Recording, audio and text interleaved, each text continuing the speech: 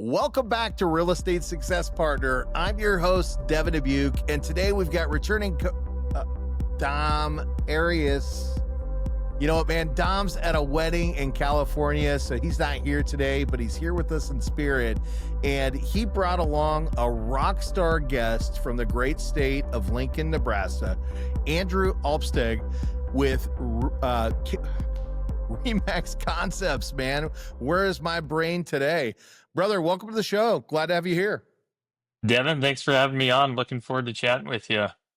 Absolutely, man. Absolutely. So, as we're recording today, we're heading into Memorial Day weekend. So I appreciate you taking the time to jump in and do the podcast, brother. Thank you so much. Yeah, you bet. Yeah, I'm looking forward to it. Got a lot of exciting stuff planned for this weekend, hopefully, but glad to be here and taking a little time on Friday to talk with you. Absolutely, man. So, one thing I always like to do is let our audience get to know you a little bit, right? So we know you're in Lincoln, Nebraska. You serve a little bit of Lincoln, a little bit of Omaha, everything in between. But where are you from originally? Are you a Lincoln native? No, I'm not. So I grew up, well, when I was young, I grew up in Kearney, Nebraska, and then later on, like teenage years in high school, I lived in Omaha. And graduated from high school in Omaha, and then I had a few short stops in a couple other places, but ended up going to school at UNL in Nebraska, Lincoln. That's in Lincoln, and had been there for ever since, really, since I was about 19. And then this last November, my wife and I, we built a house and moved to Ashland, Nebraska, which is pretty much right in between Lincoln and Omaha. You're 20 minutes to Lincoln, 20 minutes to Omaha, depending on what part of Lincoln and Omaha you're going to. So with being from Omaha and living for a long time in Lincoln, being in Ashland's the perfect place for me. Well, you're in Kind the of get the best of heartland. both worlds. Yeah, you're in the Yeah, heartland. You've been there. It's even if you're not from the city originally, this is your neck of the woods, man. You've been there for your whole definitely. life, and you've got to experience everything that's great that Nebraska has to offer. And I know Nebraska a little bit. In fact, Kearney specifically, you may not be able to tell it now, but one day I was a pretty good football player, and Really? that was one of the schools that wanted to pick me up was Nebraska Kearney. So I The didn't end up loafers going gave you a there. call? Yeah. I played offensive tackle. I ended up going over to Fort Hays State out of Cool. Hays, Kansas. Yeah, so Yeah, black and cool. gold. But I believe Kearney. I can't remember the mascot was blue and white, right? Yeah, the Lopers. Yep. My man. So very cool, but that's not where you went to school. And at the end of the day, you're right outside of Lincoln, and you're in the real estate space, man. How'd you get into real estate? Was it something you always wanted to do, or like what brought you into this industry? So when I went to UNL, I got a degree in education, and I started off teaching fourth graders. But I always had an interest in real estate, and it's something that I was thinking about. And at the time, go to school, get a degree, figure out what you want to do. I didn't necessarily know what I wanted to do, but I kind of always knew that was an interest of mine. My parents had owned a couple properties, and so as I was teaching, I kind of started to figure out this. I might teach in a different way, but this particular career wasn't going to be forever for me. So I started kind of thinking and planning about what was next. And during that time, I bought a duplex and kind of fixed it up and did the house hack thing. And Yeah. from there, I just kind of decided, hey, you know what? You might as well just jump in Well, and figure this out. well, talk about the house hack thing real quick, Andrew. Let's elaborate on that. Yeah, sure. Well, so I kind of had a really specific idea in mind of what I want to do, and funny enough, my house I live in is pretty close to Dom. I mean, he's like one street over now. That's cool. But I just kind of started reaching out to owners in the area. Multifamily properties, specifically like the one that I have, is kind of hard to come by. And I found someone that was willing to sell it to me. And so, it wasn't one of those things where you had to like tear down walls and do a lot of crazy stuff, but it was Yeah, definitely yeah. a lot of cosmetic stuff. And so for You need me at some the time, TLC. Yeah. exactly, yep. For me at the time, it worked out really well. kind of turned one unit over as fast as we could and lived in the other one, and then did the same thing to ours. And kind of the plan all along wasn't to be there forever. Yeah. So I think I was there for about a year and a half, and then we moved on to something else. So, and I want to walk through that real quick, just so, if you're listening in and you're not exactly sure, why that is the biggest benefit, right? It makes sense, right? You can obviously lease out the other half and earn capital on the property that you're living in. That's a great part of the hack. But the other part of the hack is because when you're buying it and you're going to reside in one of the units, you could purchase it as a primary residence. And now you can use a minimum down payment. So even if you don't have a lot of capital, right? Effectively, you can get into one of those properties with a DBA program with literally no money out of pocket as a primary residence. And then, as Andrew's talking about now, if the other unit is habitable, you drop somebody over into that unit, and now they're actually helping build equity for you. And then when it's time to move on, you can find the next best project or your next forever home, right? And now you keep that property, retain it as investment, move somebody in the other half, and you've got somebody who's actually building equity on your investment. And that's how you can start to build long-term wealth in real estate. So it is 100% a hack. And Andrew had the foresight to say, hey, I'm a teacher. I don't make a ton of money in this industry. And, I'm serving the community. But man, we'd love to capitalize somehow. And this is how you get started. So you house hack yourself into the industry. And where do we go from there? Well, and I'll even add to what you said just now. I mean, great loan options, but in addition to that, if you're thinking that you want to start a rental property portfolio, I mean, there's probably no better way to start.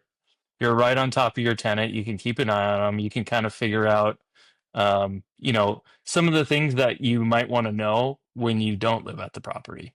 Some of the things to keep an eye on and stuff like that. That makes a lot So. of sense. Yeah. So you're only a doorstep away from your investment, and you can see, hey, are these great people that we've got renting the property, and we can keep it up, right? We keep the upkeep there, so the home stays beautiful. I love that, man. So so you get in and you decide, hey, I want to be a realtor. Like, is that kind of where it took you? It kind of moved pretty quick, yeah. Like I said, I was kind of thinking of what could be next for me, and I just I couldn't get past selling real estate. My idea has always kind of been just to continue building on my rental property portfolio that I just started, and I figured, I can't see a better way than just fully immersing yourself in the industry and getting to know it inside and Amen. out than that. Amen. I So. love that you said that, a lot of the times, and there's nothing wrong with this, right? We all got to get in at our own pace, right?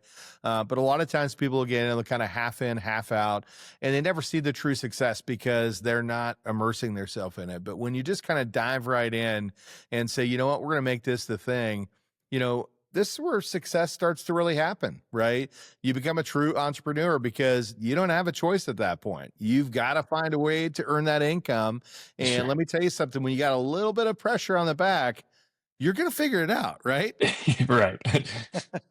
Yeah, definitely. When you don't have a guaranteed paycheck, it'll spark a little more motivation than normal for sure. It does. Yeah, it changes things a little. So, well, let's talk to, realtors real quick. So I'm a new realtor and I want to jump into the industry. What's the one thing you would say would be the most valuable piece of information that we can give? What I would say is when you get your license, when you start interviewing with brokerages, I think it's important. I mean, you might not know what to ask, and I certainly didn't. You just kind of hear what they say and, kind of make your own judgment. But just make sure you're asking a lot of questions to brokers, and that you're, if they have something that's like, oh, this is unbelievable, or we'll do this, we'll do that. I think you should focus more on, um, who's going to be able to teach you how to become successful versus who's going to offer the best split. Uh, because I think a lot of times the best split, it might not come with a lot of support and knowledge and experience behind it. I mean, and that's not maybe the case in all circumstances, but at least with my brokerage, I had interviewed, I want to say it was like 3 or 4 different brokerages. And when I talked to Remax, I felt like, man, that, maybe I don't know exactly what I need to know, but as far as what we talked about, I felt like there was just more practical in knowledge about the real estate industry and how to be successful in this business versus anything else. I mean, and that's kind of what I was looking for, and I've been extremely happy working at this brokerage, and I think there's a lot of incredible people that run it. Well, I love what you said there, right? Because this is a saying I've always used is, 10% of a watermelon is better than 100% of a grape, right? And at the end of the day, a lot of times we get stuck with, man, who pays the highest split or the highest compensation? And quite frankly, if you're not already at the top of the game, your game, that may not be what's most important to you at that stage of your career. And what you really want to look for is, because let's talk about this. If someone's going to pay you a high split, as you mentioned, Andrew, they're probably not going to be able to provide you a lot of support as a result, right? So effectively, if you align yourself with an agency that has a great mentorship program and leaders that are going to help guide you through, you're going to make more money, even though your comp is technically less, because all the value that comes in from the educators inside of that organization, they're going to help you get where you need to be. So, yeah, I love that you said that, man. I think that is excellent advice. Find a brokerage that's going to help mentor you so that you can hit the ground running, right? Yeah. Well, and I think too, another thing is just finding one with a culture that kind of aligns with you. In my experience, we have a lot of really good top producing agents, and being surrounded by those people kind of helps elevate you. Some brokerages have a lot of agents, but maybe a lot of them aren't selling. And, I just think it's important to be around people that are successful because you can learn Yeah. from them. And whether they're sitting down with you and teaching you, or you're just learning by observation, I mean, there's something to be said for being a part of something like that. No question about it. You're a product of the five people you spend the most time with. And if those five people are uber successful, then that's going to put you in a good trajectory to have success yourself. One thing I always like to look at it as, as I mentioned before, I was a football player. And, as a young football player starting on the high school varsity team, I remember as a sophomore, them putting me in against the seniors. And let me tell you, day 1, 2, and 3 hurt real bad, right? But by the end of the season, I was playing on the same level as the seniors, right? And why was that? Because ultimately, I didn't have a choice. I had to get really good, really fast to be able to, hang with the big dogs, so to speak. And that's what you're talking about. You surround yourself with other successful people, you're going to rise to the occasion, right? And you're not hanging out with the folks that are talking about, all the things they couldn't be doing. You're talking to the people that are actually getting it done, right? Out there taking Yep. action. Yeah. Yeah, I So agreed. let's talk a little bit about that action, man. So we talked a little about the realtors, but let's talk to our borrowers. What's going on out there in Lincoln, and what are you doing right now to really serve the local market? Um, you know, I think an important thing is just educating borrowers on their options and what's available. And, kind of what I found lately in my business is when you do talk to people, a lot of times they don't know what they don't know, especially if they're newer first time home buyers. So I just think being able to ask them good questions is so important, because I think a lot of times, when we talk to clients, we're telling them about ourselves and what we can do and how we're great. Well, there's in Lincoln about 1,000 agents, I believe, and in Omaha there's probably another 2 or 3 thousand. And I'm pretty sure every single one of those agents, when they're talking to clients, they're saying those same things. I think what's really important, and what I'm trying to focus more on my clients, is asking them questions so you can find out about, what is the issue or the problem that they're trying to have you solve. And then when I can find out about that, then I can best help them. And so sometimes they need to, stop talking and listen. And that's what I've been doing. And I find success with that with my clients. Yeah, I mean, I love that you said that, because at the end of the day, the client has a goal in mind. They know where they want to be. And if you just sit back and really listen to what they're trying to accomplish, that's going to help you, along the journey, walk them into the right property, and pay attention to the things that are the most important to them. And that's how you build a great relationship, right? When they know that you're paying attention to them and those little details, and you're standing in that house with him and you're going, look, this is what you talked about. You talked about having this particular, storage space, and you wanted this open kitchen, or, whatever it was that was their hot point. What are you thinking, guys? Is this the one? Is this the one you know how to identify that, and you might be able to find something that they're not looking at because you know something about the market that really aligns with their goals. So, Andrew, I love that you said that. Listening to the client's needs is going to make such an impact in your ability to retain them, lead them, and help them find that home that they absolutely are going to love. Yeah, it probably sounds a little cliche, but I mean, I do think that probably our industry as a whole is something that, when you start doing that, and not that I hadn't done that in the past, but I can tell that I'm able to kind of uh, figure out exactly what someone's going after, because sometimes they can't always articulate it. They kind of have an idea in their head and they know what they want to Yeah. do, but they aren't exactly sure how to get that across. Well, that's what's important when you're working with an expert, right? And that's why, we always talk about it. Not all agents are built the same, right?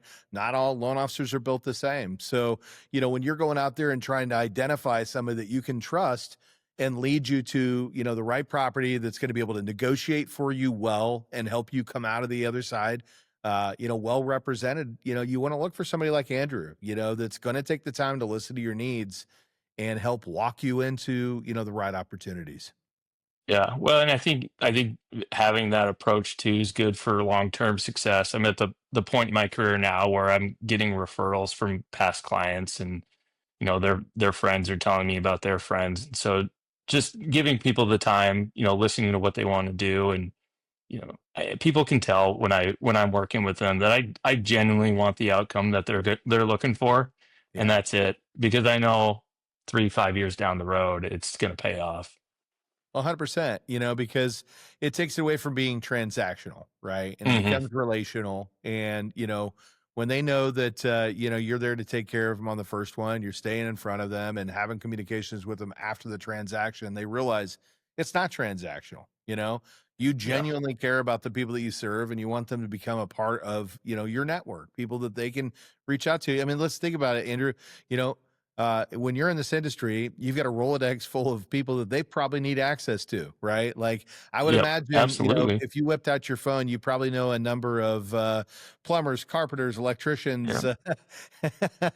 So, One of my, it's funny you say that. One of my follow or reach out emails that I have with all my clients now is exactly that. I have a list and I have it categorized by whatever you could imagine, plumber, attorney, and so forth. And I share that out with people, and I get a lot of responses from people that appreciate that, and kind of helps them understand and feel like, hey, like, we closed 3 months ago, but this guy doesn't stop thinking about me. He doesn't stop thinking about, how he can help me.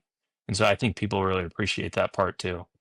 well, it's so important, because what people don't always realize is they're also, when they're buying into a real estate agent, they're also getting your relationships. And that's Hmm. really Yeah, important because you've already taken the time to sort through those. I mean, you're not just a realtor, you're also an investor. You've gone out and you've hired these people to come in and work on your properties. And, you know who you can trust and who you can't trust. You know who's going to charge right and show up for the job.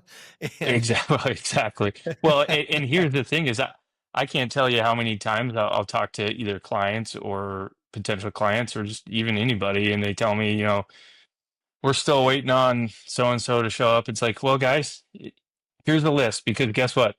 I've already had to wait on these people and have been able to weed them off this list, and I've already had to deal with the excuses and whatever. So you could save yourself a lot of time and heartache, and yeah, just try one of these people. Maybe you have somebody in mind, but it's really of no benefit to me. It's a benefit that I want to provide to you, because I've been through that. We deal with contractors and people every single day, and it's can be a headache. And if you can can. avoid that, that's fantastic. Yeah. Well, I'll tell you, I built a pool a couple of years ago, and I'll be honest with you, the pool turned out great, but the process and the experience wasn't great. And had I listened to some of the other people that were talking to me at the time, I should have gone a different direction. What ended up happening was the cost of or the build time took months, and months turned into over a year. And I'll never forget this because it got to the point where, we literally had weeds that started growing out of the inside of the shell of the pool that they created, right? And so, as I'd mentioned to you earlier, we live on a trail, and I see these two kids ride by the house, and I hear one of them go, "Is that the house?" And he's like, "Yep, that's the one. I don't even know if anybody lives there," right? And, and I'm thinking, this is terrible. I remember I called my builder and I'm like, "Guys, when the kids in the neighborhood are starting to talk about what an eyesore my backyard is, you guys got to get out here and fix this." But You're right. that's what we're talking about is, you don't want to be, that project that takes way longer than it should. And, being able to lean into Andrew and his experiences, he's got a list. He knows a guy, right? So you don't have to have those same headaches. So, well, so are you still investing? I know you started as an investor. Are you still an investor?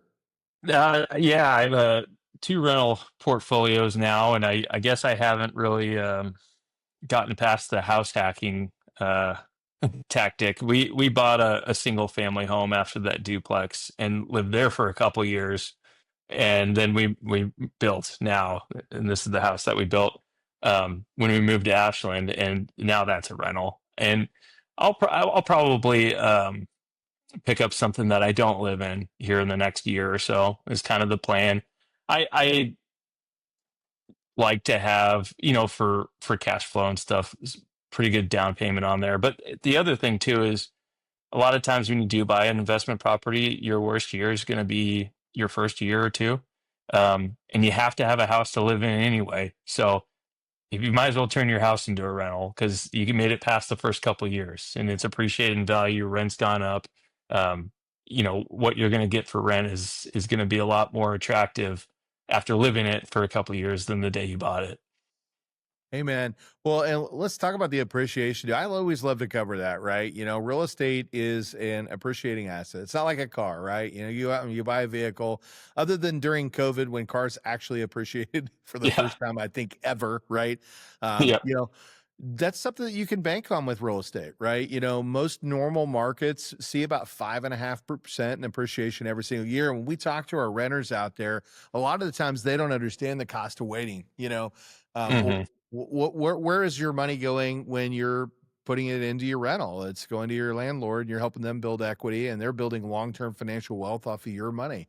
Where when you get out there and you actually start building, real estate wealth, you're seeing at least a 5.5%, return on your money year over year. And, that changes because it compounds, right? Every year it goes Hmm. up 5.5. Now we're compounding on the new growth that we've created. And I think, that's why I always like to get out and educate about realty and like real estate and like how to become a homeowner. I've even had people that said, "Yeah, but I'm in a position where it doesn't make sense for me to live in a house." That's great. Buy one and don't live in it, right? Like if you Yeah. really are in a scenario where, living in an apartment makes more sense for you just because of your situation. And again, I'm in Dallas Fort Worth, right? So there's different markets out there. Still make sure that you own real estate and utilize that as an opportunity to leverage your position so that you are gaining equity. And ultimately this is where people build their financial legacies, right? I've seen a lot of Definitely. people retire very wealthy and live very comfortably because they started purchasing real estate at a young age. Yeah, definitely. Well, I'm certainly happy with the purchases that I've made, and even our single family house at the time, it was 2021 when we purchased it. People would think you're crazy, but $28,000 over the asking price to buy it, and gosh, within a year, it was well above what we bought it for. And the rate at the time, we did a 15 year at 2.25, and it's just like I couldn't have, maybe a little nervous. I understood the market at that time, so I kind of understood the pricing and it made sense. But, to the average consumer or the other 11 offers that we beat out, they were probably a little nervous that their offer would get accepted. But no, it's been two great investments for me, and they're both guaranteed income that's above the mortgage, and I Amen. adds me a little bit each month. So. There's nothing wrong with a little passive income. Yeah, exactly. Well, and I want to elaborate on that too, because you dropped a really low number on there, but it 100% happened, right? You said, "Hey, we bought when the market rates were at 2.25," and they were, right? And I think that's got a lot of people scared right now because rates aren't at 2.25 today. And there are ways to get, your rates lower. You can do buy down programs and, ultimately there's ways to use the incentives from your sellers, right? To actually buy down those interest rates. But I think you also said something that was really important that I want to touch on, and that was that you spent $28,000 more to buy the property than what it was marketed at. And, that's the difference in today's market, right? In today's market, the rates are higher, but you're actually able to negotiate your sales price with the seller. And you can utilize the proceeds that you're negotiating to buy down the interest rate to make the homes Exactly. more Yeah. affordable. You're not going to see that when rates do, if rates do move. And when rates do, if rates do move, you're not going to see 2.25, right? Like that was fantasy land. We got to experience an anomaly that I don't think we'll ever see again. And if you're waiting for that, unfortunately, you're going to be waiting for a long time. And there is a cost to waiting because homes are appreciating 5.5% every year. And when the rates do eventually drop, when they eventually drop, everybody else is coming to the market along with you. So guess But what's going to what, happen? well, when we made that purchase, what do you think most of my clients were saying at the time when talking to them about buying houses? You tell They, me, they bro. weren't they weren't talking about how low the rates were because it felt normal, but what they were talking about was how expensive the houses were and how they're overpriced. And here we are, they're significantly more expensive than they were at that time. I don't know if I should say expensive, but they've appreciated well since that time. They have. They have. To your point, I talk to buyers about this all the time. If you're comparing the current 30-year mortgage rate to years ago, in 2021, yeah, it's a little bit different, but that's where it comes in with asking questions too, and just educating Yeah. people and finding out what their pain point is. And if that is a pain point, that's something to talk to them about, buy downs, different options that they might have available. Education, which goes back to where you root from, right? You were an educator. You Exactly. went to Yep. school to educate, and now you're just educating financial literacy inside the real estate world. And you're providing that clarity to the consumers that you serve so that they can understand when's the right time to buy for them, right? And, Yeah. we never say this stuff to say, hey, wake up, you should buy a house right now. You should buy a house right now if you want to buy a house, right? If you're in the need Absolutely. Yeah. of moving, you don't love where you live, or you're renting and you need to start building your financial legacy, well, yeah, let's talk about what that might look like. But if you don't need a home, don't buy a home, right? You know, Yep.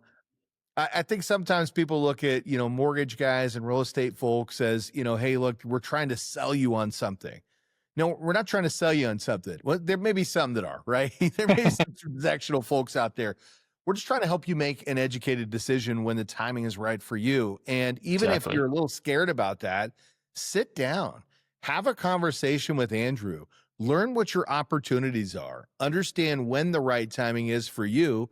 That way, when the time is right, whether it's today or a year from now or 6 years from now, you know who you can trust and you know what that's going to look like. Well, and I think one of the best parts about what you and I and Dom do is when people call me, I don't have anything to sell them.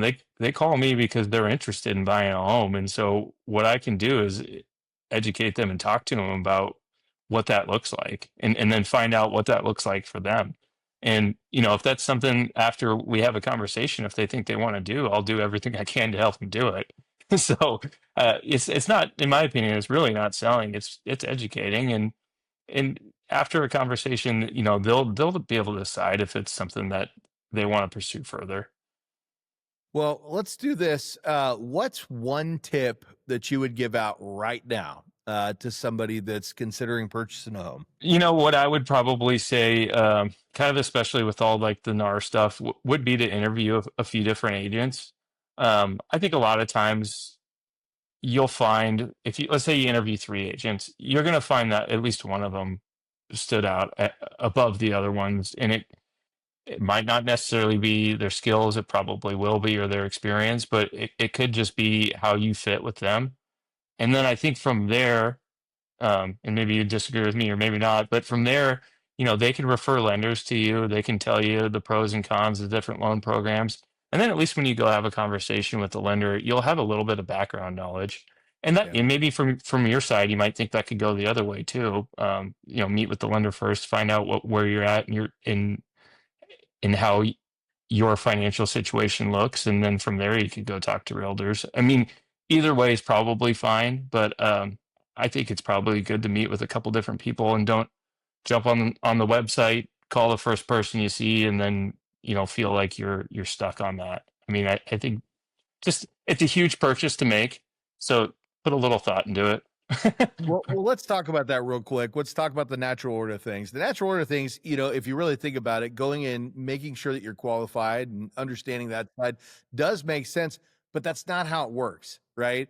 I'm going to tell you right now, I've been doing this for 23 years. And what most do, and it's okay, this is what we're comfortable with, is they go start looking at the properties first, and then they think about getting qualified second. But that's not such a bad thing. And let me tell you why. Andrew has a group of preferred professionals that he's worked with for decades. And at the end of the day, he knows who can be trusted in the industry, right? So I don't know that it's a bad thing, because when you come to Andrew, not only do you have his Rolodex of all the people that can help you with repairs on the house or, keeping the house maintenance, but he's got Rolodexes of people that are going to get you into the right programs. They're going to close you on time. They're going to be there on Saturday at 9 o'clock at night to put in the offer to get you the pre-approval letter, where, maybe that bank that you were talking to is not going to answer the phone, and it's the ninth hour and you got to put that offer in right now to win the deal. So I think it's perfectly fine to go to the agent first, because you already know the people that are going to pick up that call and make sure that we get those contracts, offers in, so we can get you accepted into your house. So I think Yeah. it's a great piece of advice, Andrew. Well, I'd love to keep you here all day, but I know, as we mentioned, it's Memorial Day weekend. You've got some stuff to do. What are we not tackling today that we should have? I think we covered a lot. I enjoyed talking with you, and look forward to staying in touch, and hope you enjoy your Memorial Day weekend. Yeah, my man, my man. So when the folks out there want to find you, brother, how do they find you? How do they get in front of Andrew Alpsteg? Probably one of the best ways to keep up with me would be Facebook or Instagram.